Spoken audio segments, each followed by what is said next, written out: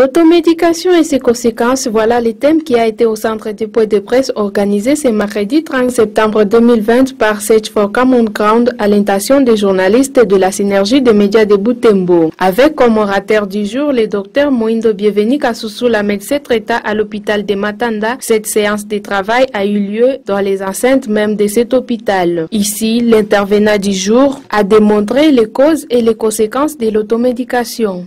Donc l'automédication a en fait deux modalités. On peut se retrouver en train de prendre un produit où on a été orienté par soi-même. Là c'est une automédication active, tandis qu'elle sera passive lorsque il y a un tierce. Donc il y a une personne tierce que vous contactez. Il n'est pas parmi les qualités. La première cause souvent, commodité. La commodité veut dire ça signifie qu'elle est reliée à la difficulté d'accès à un médecin. On peut parler du coût parfois. Certains vous diront que moi, en tout cas, je n'ai pas l'argent pour voir les médecins. Et la gestion du temps et les risques est essentiellement lié à la voie d'élimination du médicament. Vous pouvez avoir un risque digestif. Le risque peut être hépatique. Hépatique veut dire foie, lié au foie. Le risque peut être aussi cutané. Alors, là, c'était les risques. Maintenant, quelles sont les conséquences ou inconvénients? Ici, nous voyons la mauvaise tolérance. L'interaction médicamenteuse, c'est un problème que nous trouvons aussi souvent.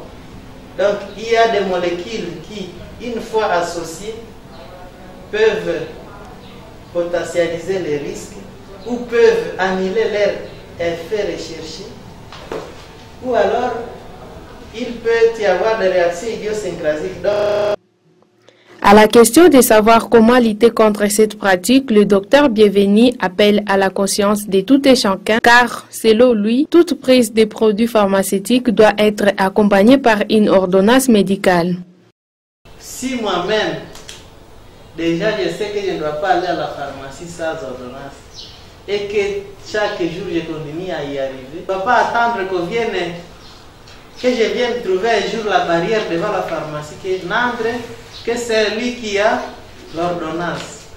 Donc, de notre manière, par notre mentalité, nous-mêmes, nous pouvons déjà nous éduquer. C'est vrai, les autorités, nous en avons, et ils ont des rôles à jouer, chacun à ce qui les concerne. Signalons que cette séance de travail s'inscrit dans le cadre du programme Tuponeo Tepamoja 2 dans la lutte contre Ebola et la COVID-19.